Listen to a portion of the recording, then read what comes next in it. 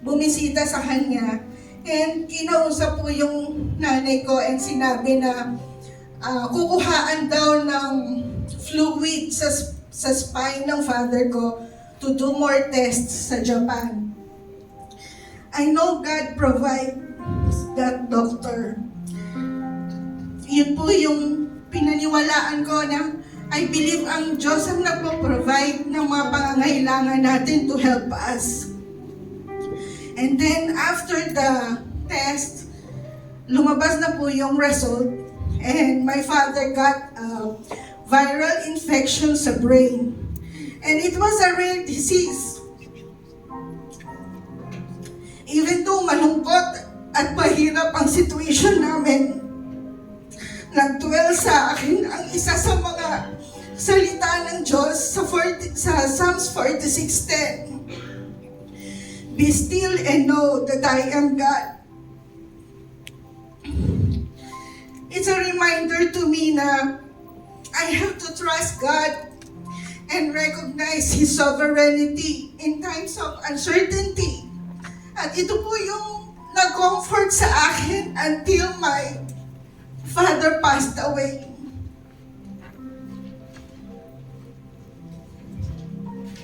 Kahit na dumanas po kami ng pagsubok, nagpatuloy po kami sa aming paglilingkod sa Diyos.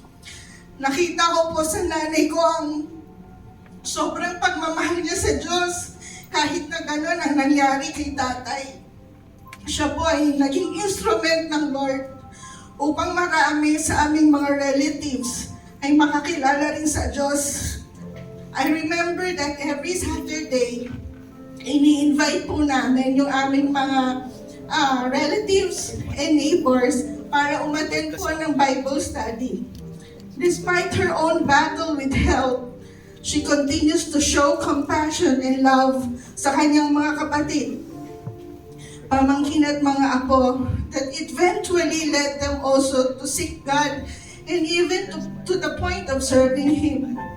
My mother's faith taught me na hindi sa galing, skills, o talino para magamit at makapaglingkod tayo sa Diyos. What is important is our surrendered heart and our love for God para sumunod sa Kanya. I pray that I may continue to be faithful and may God be glorified in my life. I miss both of my parents, but I'm holding on sa promise ng Lord. He died for us and He rose again. In the same way, we will certainly leave this place soon, and there will be a great reunion in heaven to those who believe in Him. Praise be to God. Amen.